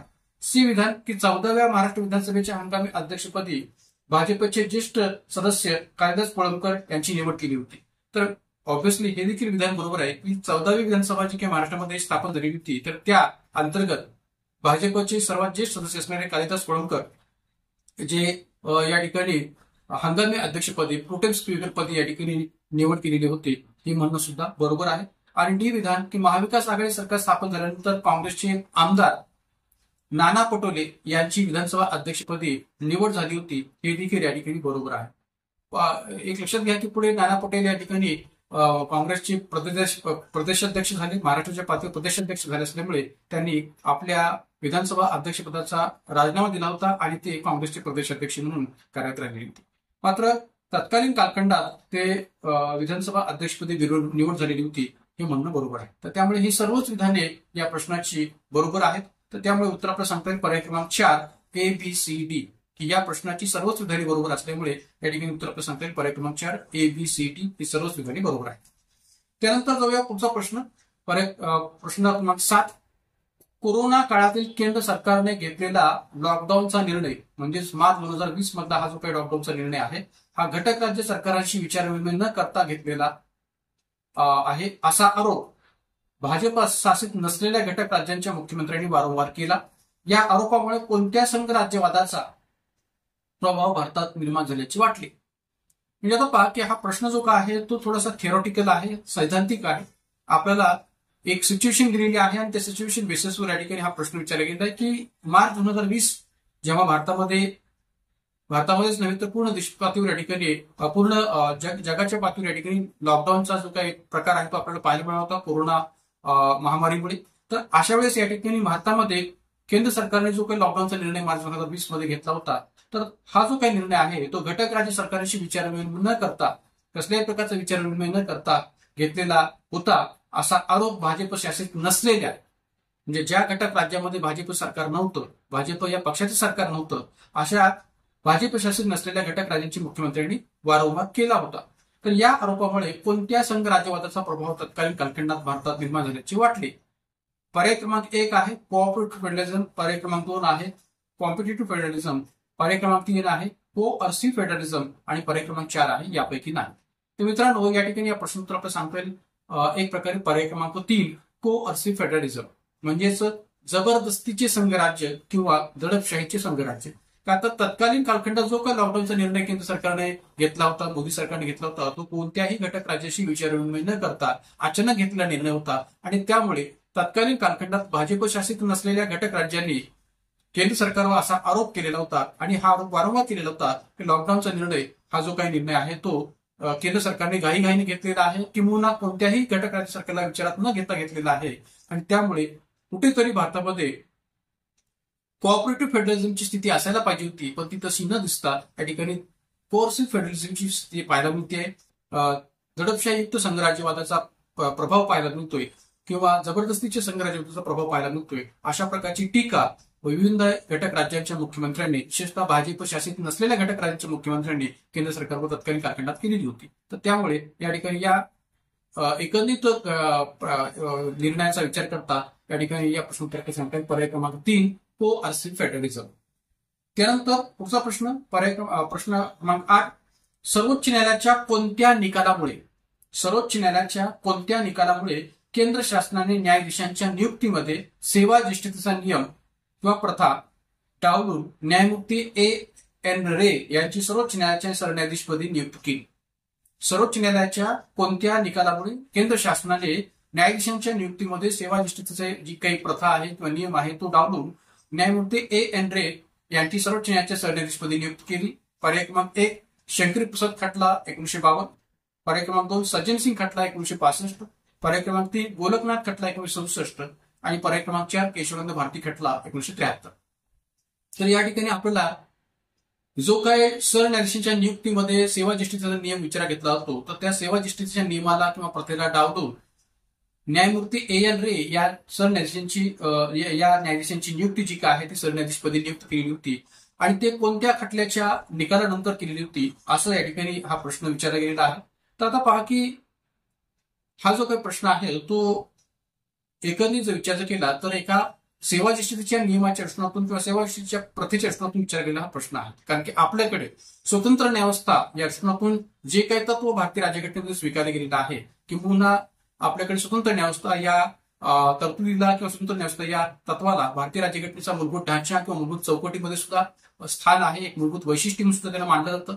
तर अशा प्रकारच्या या ठिकाणी स्वतंत्र न्यायव्यवस्थेच्या या नियमाला डावलून या ठिकाणी एक प्रकारे अशा प्रकारचा जो काही निर्णय आहे तो कोणत्या सरकारच्या कालावधीमध्ये आणि कोणत्या खटल्याच्या निकालावर घेतला गेला होता हा प्रश्न या ठिकाणी विचारला गेला. तर मित्रांनो या ठिकाणी हा जो काही निर्णय आहे तो पर्याय क्रमांक 4च्या उद्देशाने आपल्याला सांगता येईल, तो म्हणजे केशवानंद भारती खटला 1973. तर केशवानंद भारती खटल्याच्या निकालाअंतर्गत ज्या न्यायाधीशांनी तत्कालीन केंद्र सरकारच्या विरोधात म्हणजेच एक प्रकारे इंदिरा गांधी सरकारच्या विरोधात जो काही निकाल दिलेला होता तर त्या निकालाचा परिणाम म्हणून या ठिकाणी हा जो काही नियम आहे तो इंदिरा गांधी सरकारने डावलला होता असं म्हणायला जागा होते. तर एक प्रकारे एक लक्षात घ्या की या केशवानंद भारती खटल्याच्या निकालाच्या अंतर्गत जर विचार केला तर न्यायमूर्ती सिकरी हे सर्वोच्च न्यायालयाच्या सरन्यायाधीशपदी होते. म्हणजे केशवानंद भारती खटल्याचा निकाल देत असताना न्यायमूर्ती सिकरी हे सरन्यायाधीशपदी होते आणि या केशवानंद भारती खटल्याच्या निकालानंतर दुसऱ्याच दिवशी या ठिकाणी ते रिटायर होणार होते किंवा निवृत्त होणार होते, सेवानिवृत्त होणार होते. आणि मग अशा वेळेस त्या सरन्यायाधीशपदी नेमकं कोण येणार या प्रकारचा प्रश्न उपस्थित झाला होता. मग अशा वेळेस या ठिकाणी सेवा ज्येष्ठतेच्या नियमानुसार जर विचार केला तर न्यायमूर्ती शेलट यांचा नंबर जो काय तो सेवा ज्येष्ठतेनुसार सरन्यायाधीशपदी लागणार होता. पण तसं न करता या ठिकाणी इंदिरा गांधी सरकारने न्यायमूर्ती शेलट यांची नियुक्ती सरन्यायाधीशपदी न करता न्यायमूर्ती A.N. रॉय किंवा A.N. रे यांची नियुक्ती सरन्यायाधीशपदी केली होती. का तर या ठिकाणी केशवानंद भारती खटल्याच्या निकालामध्ये न्यायमूर्ती शेलट असो, न्यायमूर्ती ग्रोवर असो, न्यायमूर्ती हेगडे असो या न्यायाधीशांनी इंदिरा गांधी सरकारच्या विरोधात निकाल दिलेला होता, निर्णय दिलेला होता आणि त्यामुळे हे कुठेतरी इंदिरा गांधी सरकारला पटलं नाही आणि त्यामुळे न्यायमूर्ती शेलट यांची सेवा ज्येष्ठतेनुसार नंबर लागत असताना सुद्धा, सेवा ज्येष्ठतेनुसार क्रम लागत असताना सुद्धा त्यांना डावलून न्यायमूर्ती A.N. रे यांची नियुक्ती सरन्यायाधीशपदी इंदिरा गांधी सरकारने त्यावेळेस केली होती. तर त्यामुळे या ठिकाणी एकत्रित या घटनेचा विचार करता, या कृतीचा विचार करता या ठिकाणी या प्रश्नोत्तर सांगता पर्याय क्रमांक 4 केशवानंद भारती खटला 1973. तर केशवानंद भारती खटला 1973 या निकालामुळे केंद्र शासनाने न्यायाधीशांच्या नियुक्तीमध्ये सेवा ज्येष्ठतेचा नियम जो काय तो डावलून A.N. रे यांची सरन्यायाधीशपदी नियुक्ती केली होती असं म्हणायला जागा होती. म्हणून तो उत्तर आहे पर्याय क्रमांक 4 केशवानंद भारती खटला 1973. तर पहा या ठिकाणी थोडंसं विश्लेषण आपण पुढे पाहूया. केशवानंद भारती खटल्याच्या निर्णयानंतर म्हणजेच दुसऱ्या दिवशी 25 एप्रिल 1973 रोजी सर्वोच्च न्यायालयाचे मुख्य न्यायाधीश न्यायमूर्ती S.M. सिकरी हे निवृत्त होणार होते. चालत आलेल्या प्रथा परंपरेनुसार जर विचार केला तर सर्वोच्च न्यायालयातील ज्येष्ठ न्यायाधीश हे साधारणपणे मुख्य न्यायाधीशपदी नेमले जातात. सेवा ज्येष्ठतेच्या नियमानुसार जे काही ज्येष्ठ न्यायाधीश असतील तर ते न्यायाधीश मुख्य न्यायाधीशपदी नेमले जातात. पण या परंपरेनुसार न्यायमूर्ती शेलट हे मुख्य न्यायाधीशपदी येणार होते. या परंपरेचा विचार करता न्यायमूर्ती शेलट हे मुख्य न्यायाधीशपदी येणार होते, कारण त्यावेळी न्यायमूर्ती शेलट, न्यायमूर्ती ग्रोवर, न्यायमूर्ती हेगडे असा ज्येष्ठताक्रम होता. म्हणजे सर्वप्रथम स्थान लागणार होतं न्यायमूर्ती शेलट यांचं, त्यानंतर न्यायमूर्ती ग्रोवर आणि त्यानंतर न्यायमूर्ती हेगडे. पण असं न होता किशोर भारती खटल्याच्या निकालामध्ये संतापून तत्कालीन इंदिरा गांधी सरकारने या तिन्ही न्यायाधीशांची सेवा ज्येष्ठता डावलली, कारण या तिन्ही न्यायाधीशांनी केशवानंद भारती खटल्याच्या निकालामध्ये सरकारच्या विरोधात निकाल दिला होता.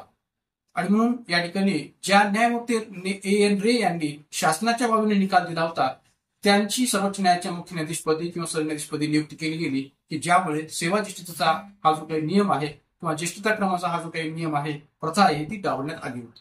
तर त्यामुळे या ठिकाणी जसं मी म्हटल्याप्रमाणे की या तिन्ही न्यायाधीशांनी इंदिरा गांधी सरकारच्या विरोधात जो निकाल दिला होता, त्यामुळे न्यायमूर्ती शेलट यांचा सेवा ज्येष्ठता क्रमांकानुसार क्रम लागत असताना सुद्धा या ठिकाणी संतापून इंदिरा गांधी सरकारने न्यायमूर्ती A.N. रॉय यांची नियुक्ती केलेली होती, प्रथा डावलून. तर या अर्थाने या ठिकाणी प्रश्न उत्तर आहे पर्याय क्रमांक 4. त्यानंतर पर्याय क्रमांक 9 प्रश्न क्रमांक 9 प्रश्न पहा काय, की एका विधानसभेच्या निवडणुकीत निवडून आलेल्या आमदाराचे डिपॉझिट जप्त झाले याचा अर्थ काय? मित्रांनो, प्रश्न थोडासा वेगळ्या प्रकारचा ट्रिकी क्वेश्चन आहे, नीट समजून घ्या. की एका विधानसभेच्या निवडणुकीत निवडून आलेल्या आमदाराचे डिपॉझिट जप्त झाले याचा अर्थ काय? सहसा आपल्याकडे जो उमेदवार निवडून येत नाही त्याचं डिपॉझिट जप्त होत असतं. पण प्रश्नात काय म्हटलेलं आहे की एका विधानसभेच्या निवडणुकीत निवडून न आलेल्या नाही, निवडून आलेल्या आमदाराचे डिपॉझिट जप्त झाले याचा अर्थ काय? म्हणजे प्रश्न वेगळ्या प्रकारचा आहे. तर या ठिकाणी प्रश्न काय, एका विधानसभेच्या निवडणुकीत निवडून आलेल्या आमदाराचे डिपॉझिट जप्त झाले याचा अर्थ काय? ए, निवडणुकीत खूपच कमी मतदान झाले. बी, ही निवडणूक बहुसदस्यीय प्रतिनिधित्वासाठी होती. सी, विजयी उमेदवाराच्या निकटच्या प्रतिस्पर्ध्यापेक्षा जास्त मिळालेली मते नगण्य होती. डी, खूप मोठ्या संख्येने अनेक उमेदवारांनी ही निवडणूक लढविली. वरीलपैकी कोणते विधान किंवा विधाने बरोबर आहेत? 1 ए व बी, पर्याय 2 ए व डी, पर्याय 3 सी व डी आणि पर्याय 4 के व डी. तर मित्रांनो, आता एक लक्षात घ्या की इथं आपल्याला योग्य विचार करून या ठिकाणी या प्रश्न उत्तर जे काय ते शोधायचं, की एका विधानसभेच्या निवडणुकीत निवडून आलेल्या आमदाराचे डिपॉझिट जप्त झाले याचा अर्थ काय? निवडून आलेल्या आमदाराचं डिपॉझिट जप्त झालेलं आहे याचा अर्थ नेमका काय हे आपण शोधायचं. तर जेव्हा आपल्याला ज्यावेळेस अशा प्रकारचा प्रश्न विचारतो त्यावेळेस आपल्याला त्यावरचा जो काही नियम आहे तो नियम माहिती असला पाहिजे, की ज्यावेळेस एखाद्या निवडून आलेल्या आमदाराचा असू द्या किंवा निवडून न आलेल्या उमेदवाराचा असू द्या, जे डिपॉझिट या ठिकाणी जप्त होणार असतं, तर त्या डिपॉझिट जप्त होण्यासंबंधीचा नियम आपल्याला माहिती असेल तर या ठिकाणी आपल्याला एक प्रकारे त्याचं उत्तर जे काही देतो शकतो. तर मित्रांनो, एक लक्षात घ्या की जेव्हा एखाद्या उमेदवाराचं डिपॉझिट जप्त होत असतं तेव्हा त्यावरचा नियम काय, तर असणारी जी काही मतदान आहे त्या मतदारसंघामध्ये असणारं जे काही मतदान आहे त्या मतदानाच्या किंवा एकंदरीत या ठिकाणी त्या मतदारसंघामध्ये होणारं जे काही मतदान आहे ते मतदानाच्या 1/6 मते जर या ठिकाणी एखाद्या उमेदवाराला पडलेली असतील तर त्याचं डिपॉझिट जे काय ते जप्त होत नाही. पण जर 1/6 पेक्षा कमी मतं पडलेली असतील तर या ठिकाणी निश्चितपणे डिपॉझिट जे काय जप्त होत असतं. मग आता प्रश्न असा येतो उरतो की जर का एखादा उमेदवार निवडून आलेला नाहीये तर आणि त्याचे 1/6 पेक्षा कमी मतं जर त्याला पडलेली असतील तर मग ऑब्व्हियसली त्याचं डिपॉझिट जप्त होणार आहे, याबाबत काही दुमत नाहीये. पण इथं प्रश्नात काय म्हटलेलं आहे की एखाद्या विधानसभेच्या निवडणुकीत निवडून आलेल्या आमदाराचे डिपॉझिट जप्त होते याचा अर्थ काय? निवडून आलेला नसेल आणि 1/6 पेक्षा कमी मतं पडलेली असतील तर डिपॉझिट जप्त होणं हे साहजिक आहे. पण निवडून आलेल्या उमेदवाराचं सुद्धा डिपॉझिट जप्त होतं तर याचा अर्थ काय? तर पर्यायामध्ये जे काही पर्याय दिलेत त्याचा विचार करता या ठिकाणी पहिला पर्याय दिलाय की निवडणुकीत खूप कमीच मतदान झाले तर हे विधान या ठिकाणी लागू पडत नाही. ही निवडणूक बहुसदस्यीय प्रतिनिधित्वासाठी होती असंही म्हणणं या ठिकाणी चुकीचं आहे. कारण की एक लक्षात घ्या, आपल्याकडे एका मतदारसंघातून एकच प्रतिनिधी निवडून दिला जातो, बहुसदस्यीय प्रतिनिधी निवडून दिली जात नाहीत. त्यानंतर सी, विजयी उमेदवाराच्या निकटच्या प्रतिस्पर्ध्यापेक्षा जास्त मिळालेली मते नगण्य होती.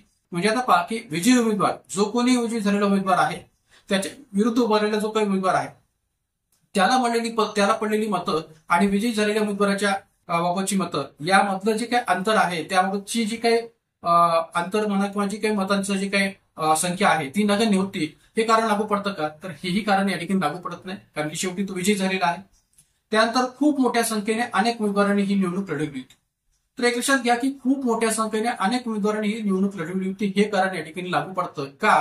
कारण की मोठ्या प्रमाणावर जर उमेदवारांनी निवडणूक लढवली असेल तर ऑब्व्हियसली त्याच्यामध्ये मतांचं जे काही सॅच्युरेशन आहे ते मोठ्या प्रमाणात झालेलं होऊ शकतं, डिव्हायडेशन जे काही ते होऊ शकतं आणि त्यामुळे विजयी झालेल्या उमेदवाराला सुद्धा जर 61 पेक्षा कमी मतं पडलेली असतील, पण भले तो विजयी झालेला असलाय तरी सुद्धा या ठिकाणी त्याचं सॅच्युरेशन जे आहे किंवा डिव्हायडेशन जे आहे ते या ठिकाणी अनेक उमेदवारांमध्ये झालेलं आहे.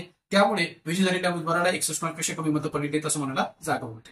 तर त्यामुळे ही जी विधान आहे ते इथं या प्रश्नात सांगता येईल की खूप मोठ्या संख्येने अनेक उमेदवारांनी ही निवडणूक लढवली की ज्या कारणामुळे मतांचं डिव्हायडेशन मोठ्या प्रमाणात झालं आणि मतांचं डिव्हायडेशन मोठ्या प्रमाणात झाले असल्यामुळे या ठिकाणी विजय झालेल्या उमेदवाराला 61 पेक्षा कमी मतं पडली. परिणामी तो विजय झालेला असताना सुद्धा त्याचं डिपॉझिट जे काय ते जप्त झालेलं होतं.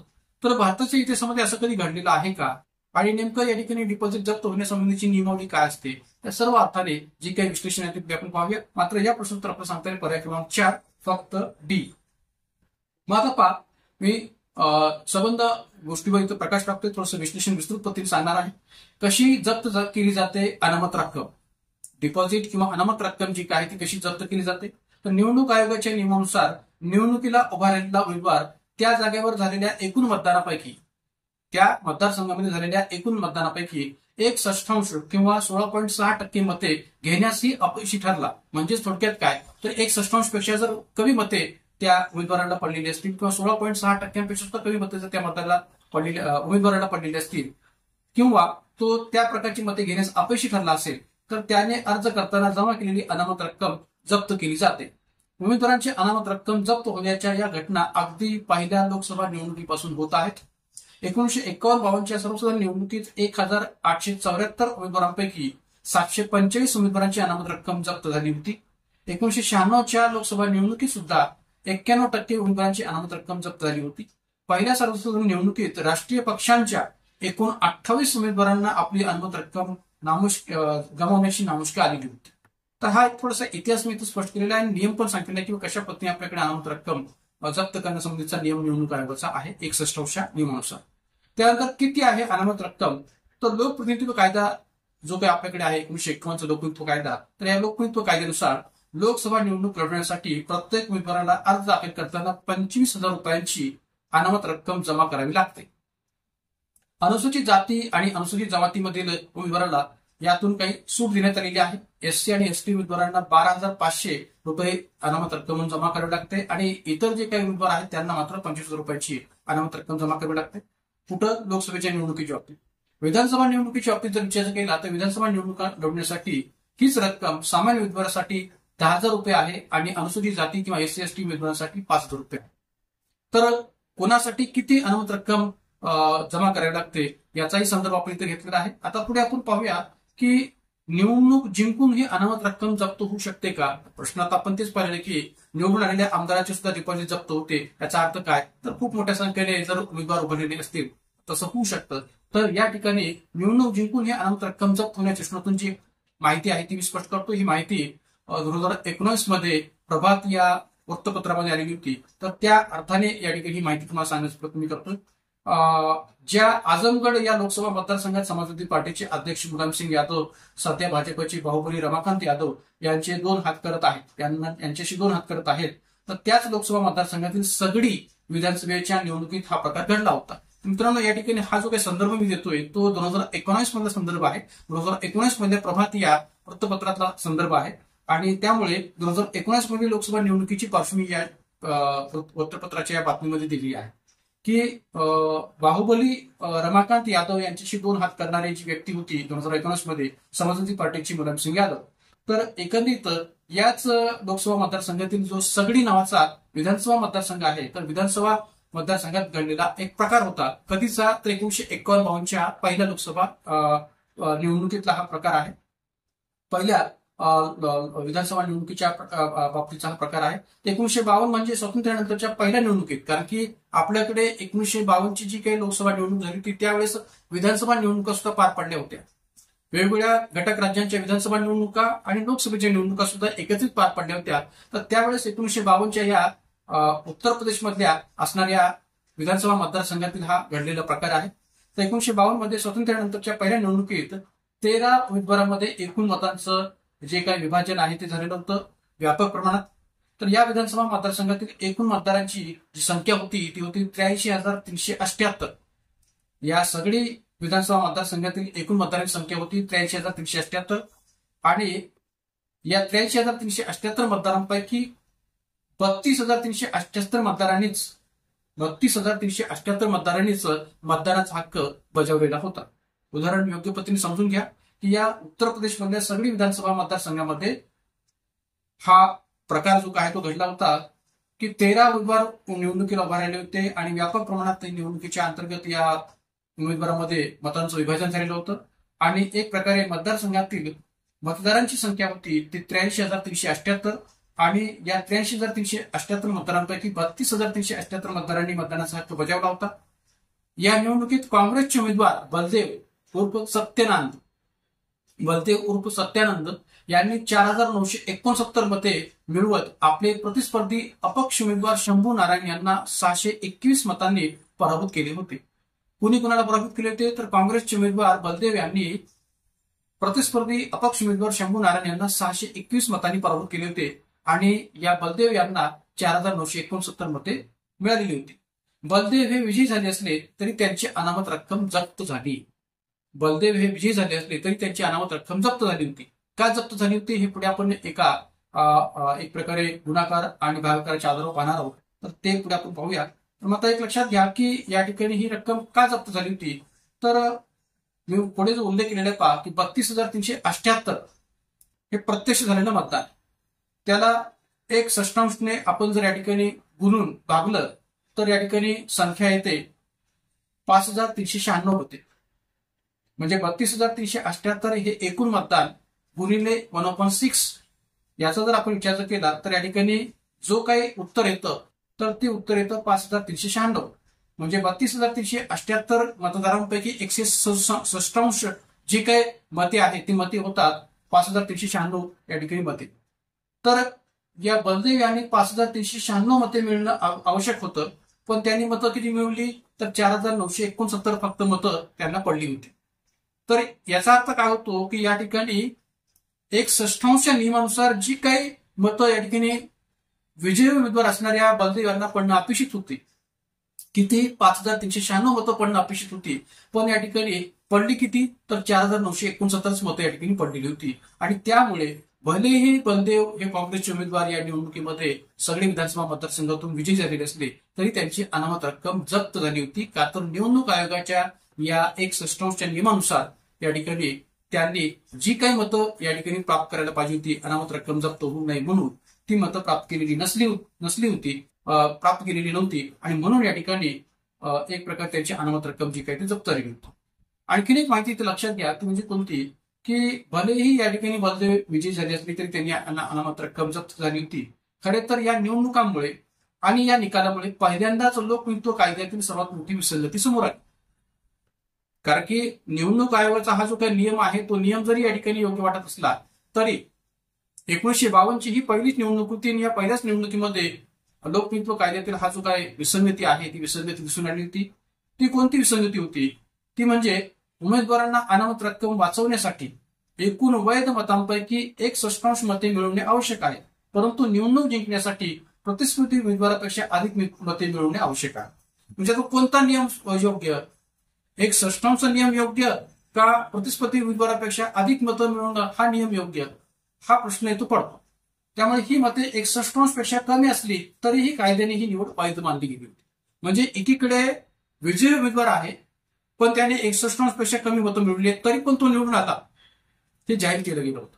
तर त्यामुळे ही मते 1/6 पेक्षा कमी असली तरीही कायद्याने ती निवड वैधच मानली जाते.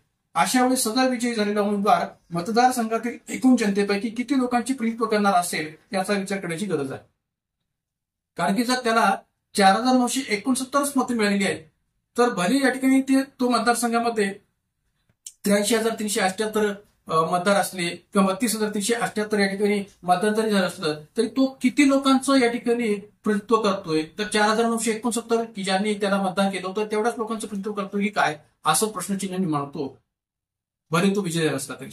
त्यामुळे कोणता नियम योग्य 1/6 नियम योग्य का जो उमेदवार विजयी झालेला आहे तो नियम योग्य हा प्रश्न या ठिकाणी पडतो. तर त्यामुळे मित्रांनो एक लक्षात घ्या की भलेही आपल्याकडे एखादा उमेदवार निवडून आलेला नसला आणि त्याने जर 61 पेक्षा कमी मतं मिळवली असली तरी सुद्धा या ठिकाणी त्याची जी काय अनामत रक्कम आहे ती जप्त होते. पण जर का एखादा उमेदवार हा निवडून आलेला असला, निवडलेला असला, विजयी झालेला असला, पण त्याने जर 61 पेक्षा कमी मतं मिळवली असतील तर त्याही बाबतीत सुद्धा या ठिकाणी अनामत रक्कम जप्त होत असते, जप्त होऊ शकते.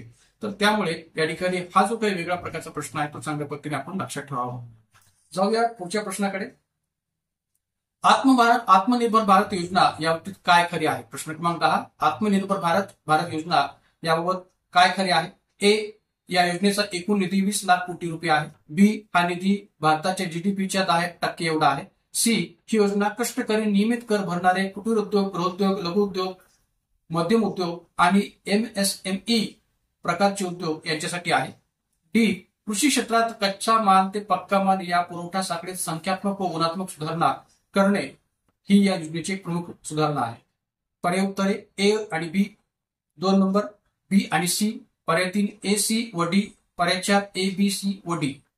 तर मित्रांनो हा जो काही प्रश्न आहे तो आत्मनिर्भर भारत योजनेविषयी विचारलेला प्रश्न आहे आणि विचारले किंवा या योजनेच्या रचनातून जी काही दिलेली विधाने आहेत त्या विधानांपैकी कोणते विधान खरे आहे व काय विधाने या ठिकाणी खरी आहेत.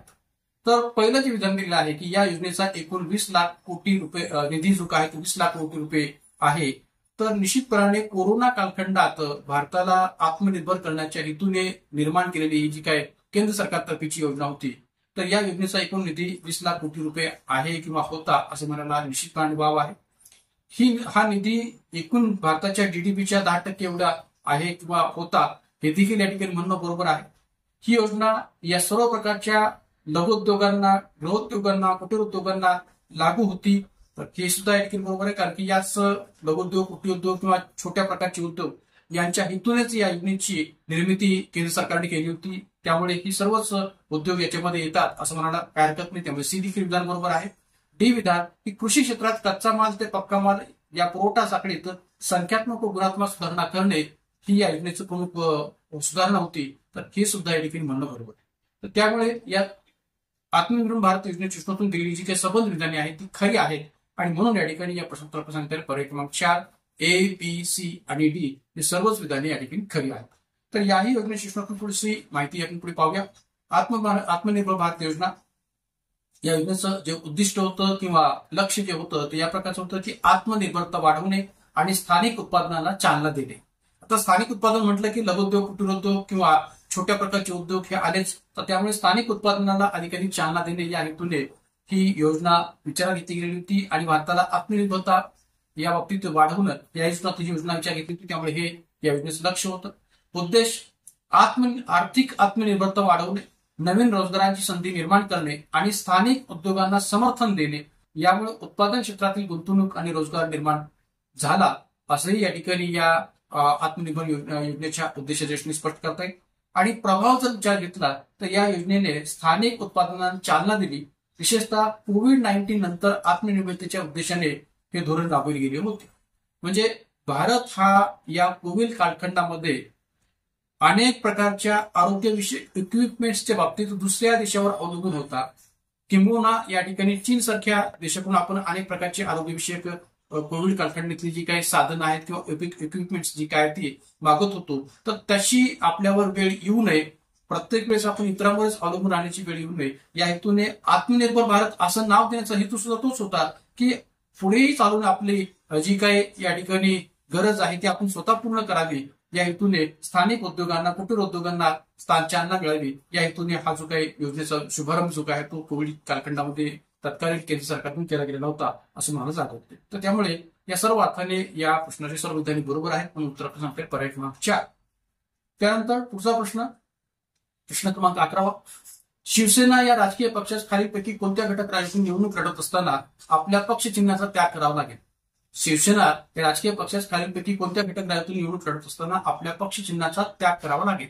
आता प्रश्न आपला मनामध्ये निर्माण होणं साहजिक आहे की कोणती शिवसेना, एकनाथ शिंदे यांची का एक प्रकारे उद्धव ठाकरे यांची? मित्रांनो या ठिकाणी सध्या तरी आपण एकनाथ शिंदे यांच्या शिवसेनेच्या प्रश्नातूनच विचार करतोय का तर त्यांच्याकडे असणारं जे काही चिन्ह आहे धनुष्यबाण निवडणूक आयोगाच्या माध्यमातून मान्य केलेलं तर त्याचा विचार करताच आपण या प्रश्नाच्या उत्तराचा विचार करायचा.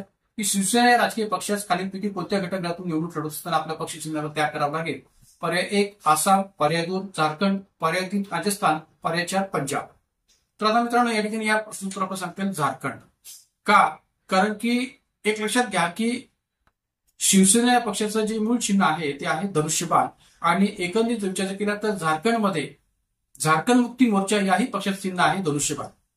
त्यामुळे जर शिवसेना या पक्षाला झारखंडमधून निवडणूक लढवायची असेल तर या ठिकाणी त्यांना आपल्या पक्ष चिन्हाचा त्याग करावा लागेल. कारण की झारखंड मुक्ती मोर्चा आणि शिवसेना या दोन्ही पक्षांचे चिन्ह जर समान असेल तर जो पक्ष बाहेरून येऊन निवडणूक लढवत असतो, कारण की मूळतः हा जो काही शिवसेना पक्ष आहे तो महाराष्ट्रातला आहे आणि जर का त्याला झारखंडमध्ये निवडणूक लढवायची असेल तर आपल्या पक्ष चिन्हाचा त्याग करणं अपेक्षित आहे. तर त्यामुळे झारखंड मुक्ती मोर्चाचं चिन्ह हे धनुष्यबाण आणि शिवसेनाही पक्षाचं चिन्ह धनुष्यबाण या कारणामुळे या ठिकाणी शिवसेना या पक्षाला झारखंडमधून जर निवडणूक लढवायची असेल तर या ठिकाणी आपल्या पक्ष चिन्हाचा त्याग करावा लागेल.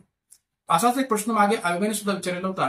प्रश्न काय होता की बहुजन समाज पार्टी या पक्षाला निवडणूक लढवत असताना खालीलपैकी कोणत्या घटक राज्यातून निवडणूक लढवत असताना आपल्या पक्ष चिन्हाचा त्याग करावा लागेल? तर त्याचं उत्तर होतं आसाम. आसाम का? कारण की आसाममध्ये सुद्धा आसाम गण परिषद या पक्षाचे चिन्ह हत्ती आहे आणि बहुजन समाज पार्टी याही पक्षाचे चिन्ह हत्ती आहे. तर त्यामुळे बहुजन समाज पार्टी या पक्षाला जर आसाममधून निवडणूक लढवायची असेल तर आपल्या पक्ष चिन्हाचा त्याग करावा लागेल. हत्ती या पक्ष चिन्हाचा त्याग करावा लागेल कारण की आसाम गण परिषद आणि बहुजन समाज पार्टी या दोन्ही पक्षाचे चिन्ह हत्ती या आहे या कारणामुळे. तर त्यामुळे ज्या वेळेस समान चिन्ह असतात आणि जर एखादा पक्ष बाहेरून येऊन त्या घटक राज्यात निवडणूक लढवणार असेल तर त्या बाहेरून येणाऱ्या पक्षाला आपला पक्ष चिन्हाचा त्याग करावा लागतो निवडणूक आयोगाच्या नियमानुसार. तर त्यामुळे त्या ठिकाणी या प्रश्नोत्तर सांगता येईल पर्याय क्रमांक 2 झारखंड. त्यानंतर प्रश्न क्रमांक 12 महाराष्ट्रातील कोणत्या 2 राजकीय पक्षांचे वर्धापन दिन हे जून महिन्यात असतात? महाराष्ट्रातील कोणत्या 2 राजकीय पक्षांचे वर्धापन दिवस हे जून महिन्यात असतात? पर्याय 1 शिवसेना व भाजप, पर्याय 2 शिवसेना व राष्ट्रवादी काँग्रेस, पर्याय 3 मनसे व राष्ट्रवादी काँग्रेस आणि पर्याय 4 यापैकी नाही. तर मित्रांनो या प्रकारचे प्रश्न देण्यामागचा हेतू हाच आहे की एक प्रकारे आगामी कालखंडात महाराष्ट्रामध्ये विधानसभा निवडणुका पार पडणार आहेत आणि त्यामुळे पक्षाशी रिलेटेड जे काही प्रश्न आहेत ते आगामी येणाऱ्या परीक्षांमध्ये विचारले जाऊ शकतात. राजकीय पक्षाशी रिलेटेड जे काही प्रश्न आहेत किंवा विधानसभा निवडणुकांच्या प्रश्न असणारे प्रश्न जे काय आहेत ते विचारले जाऊ शकतात. त्यामुळे अशा प्रकारच्या प्रश्नाचा संदर्भ मी इथं दिलेला आहे. तर या ठिकाणी या प्रश्नोत्तर सांगता येईल पर्याय क्रमांक 2 शिवसेना आणि राष्ट्रवादी काँग्रेस ज्या दोन्ही पक्षांचे वर्धापन दिवस हे जून महिन्यात असतात. तर मित्रांनो एक लक्षात घ्या की शिवसेनेची स्थापना आहे 19 जून 1966. शिवसेनेची स्थापना आहे 19 जून 1966 म्हणजेच जून महिन्यातच या ठिकाणी या पक्षाचा वर्धापन दिवस असतो आणि राष्ट्रवादी काँग्रेस याची स्थापना आहे 10 जून 1999. तर त्यामुळे याही पक्षाचा वर्धापन दिवस जो आहे तो जून महिन्यातच येतो. त्यामुळे एकंदरीत विचार जर केला तर या ठिकाणी राष्ट्रवादी काँग्रेस स्थापना 19 जून 10 जून 1999 आणि शिवसेना स्थापना 19 जून 1966 या दोन्ही पक्षांच्या वर्धापन दिवसाचा संदर्भ जो आहे तो जून महिन्यातला असल्यामुळे या ठिकाणी हे 2 पक्ष या प्रश्नोत्तर सांगते पर्याय क्रमांक 2 या अर्थाने. त्यानंतर पुढे आपण जाऊया प्रश्न क्रमांक 13 कडे.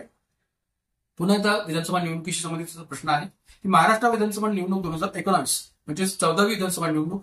तर महाराष्ट्र विधानसभा निवडणूक 2019 मध्ये कोणत्या मतदारसंघामध्ये व कोणत्या उमेदवाराने नोटाला पडलेल्या मतांचा पराभव केला?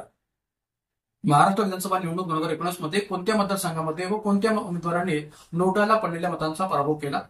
पर्याय 1 लातूर शहर अमित देशमुख, पर्याय 2 लातूर ग्रामीण धीरज देशमुख, पर्याय 3 कणकवली निलेश राणे आणि पर्याय 4 कोथरूड चंद्रकांत दादा पाटील. तर मित्रांनो एक लक्षात घ्या की 2019च्या 14व्या विधानसभा निवडणुकीमध्ये एका उमेदवाराने नोटाचा पराभव केला होता न की उमेदवाराचा. तर मग तो मतदारसंघ कोणता होता आणि तो उमेदवार कोणता होता हे देखील आपल्याला माहिती असणं गरजेचं आहे. तर या ठिकाणी या प्रश्नोत्तर आहे पर्याय क्रमांक 2 लातूर ग्रामीण धीरज देशमुख. कारण की लातूर मतदारसंघाच्या अंतर्गत जे काही 2 मतदारसंघ आहेत लातूर शहर मतदारसंघ आणि लातूर ग्रामीण मतदारसंघ, तर या लातूर ग्रामीण मतदारसंघातील जे काँग्रेसचे उमेदवार होते धीरज देशमुख यांनी नोटाच्या बाबतचा जो काही पराभव आहे तो केला होता. नोटाचा पराभव केला होता, नोटाला पडलेल्या मतांचा पराभव केला होता असं म्हणायला जागा होते आणि म्हणून या ठिकाणी प्रश्नोत्तर आहे पर्याय क्रमांक 2 लातूर ग्रामीण धीरज देशमुख. आकडेवारी पुढे आपण पाहूया. या मतदारसंघाच्या पातळीत विचार केला तर जी काही पडलेल्या मतांचं विभाजन होतं ते या प्रकारचं होतं. काँग्रेसचे उमेदवार असणारे धीरज देशमुख यांना एकूण मतं पडली होती की जे विजयी उमेदवार होते त्यांना मतं पडली होती 1,31,321 मतं पडली होती 1,31,321. नोटाला मतं पडली होती 26,811 आणि शिवसेना उमेदवार की ज्याला मतं पडली ती 13,113. म्हणजे दुसऱ्या क्रमांकावर जो उमेदवार होता तो होता नोटा. कारण की नोटाला दुसऱ्या क्रमांकावर स्थान मिळालं असल्यामुळे नोटाला पडलेल्या मतांची संख्या जर आपण पाहिली तर या ठिकाणी धीरज देशमुख यांनी नोटाचा पराभव केला होता असं म्हणायला जागा होते. नोटाला पडलेल्या मतांचा पराभव केला होता असं म्हणायला जागा होते. आणि त्यामुळे या ठिकाणी तो उमेदवार जर कोणते असतील तर ते होते काँग्रेस पक्षाचे लातूर ग्रामीण मतदारसंघातले उमेदवार धीरज देशमुख, की ज्यांनी नोटाच्या मतांचा पराभव केला होता. त्यामुळे या प्रश्नोत्तर आपला संख्या पर्याय क्रमांक 2. तर मित्रांनो, या ठिकाणी अशा विभिन्न प्रकारच्या प्रश्नांच्या माध्यमातून आपण या संभाव्य प्रश्नोत्तर सिरीज भाग 5 मध्ये अनेक प्रकारच्या प्रश्नांची उकल केलेली आहे, अनेक प्रकारच्या प्रश्नांवर प्रकाश टाकलेला आहे, अनेक आयबी फॅक्ट्सवर या ठिकाणी प्रकाश टाकण्याचा प्रयत्न केलेला आहे. तर अशाच प्रकारच्या अनेक प्रश्नांची आणि त्या प्रश्नांची विश्लेषणात्मक पातळीवर चर्चेची काय ती आगामी कालखंडात सुद्धा आपल्या या युट्यूब व्हिडिओच्या माध्यमातून चालू राहणार आहे. त्यामुळे या ठिकाणी आपल्या संबंध या संभाव्य प्रश्नोत्तर सिरीजला पुढे असंच पाहत चला आणि त्याच पद्धतीने आपल्या युट्यूब चॅनलला अधिकाधिक संख्येने सबस्क्राईब करा, लाईक करा, शेअर करा आणि हा देखील व्हिडिओ या ठिकाणी अधिकाधिक गरजू विद्यार्थ्यांपर्यंत किंवा जे काही विद्यार्थी या ठिकाणी एमपीएससीची तयारी करतात त्या सर्व विद्यार्थ्यांपर्यंत पोहोचवण्याचा प्रयत्न करा. तर आजच्या या व्हिडिओमध्ये या संबंध प्रश्नांच्या विश्लेषणासह या ठिकाणी इथं आपण थांबूयात. निश्चितपणाने या संबंध प्रश्नासंबंधीची जी काही पीडीएफ आहे ती पीडीएफ जर आपल्याला हवी असेल तर आपल्या टेलिग्राम चॅनलला जॉईन करा. टेलिग्राम चॅनल संबंधीची जी काही एक प्रकारे लिंक आहे ती डिस्क्रिप्शन मध्ये दिलेली आहे आणि आपल्या ऍप संबंधीची सुद्धा जी काही लिंक आहे ती डिस्क्रिप्शन मध्ये दिलेली आहे. ते आपण निश्चितपणे पाहू शकता आणि आपल्या कोणत्याही प्रकारच्या ऍपशी संबंधित असणाऱ्या कोर्सेस संबंधीची माहिती त्या लिंकच्या माध्यमातून ऍप डाउनलोड करून घेऊ शकता. तर आजच्या या व्हिडिओमध्ये इथं आपण थांबूयात. धन्यवाद.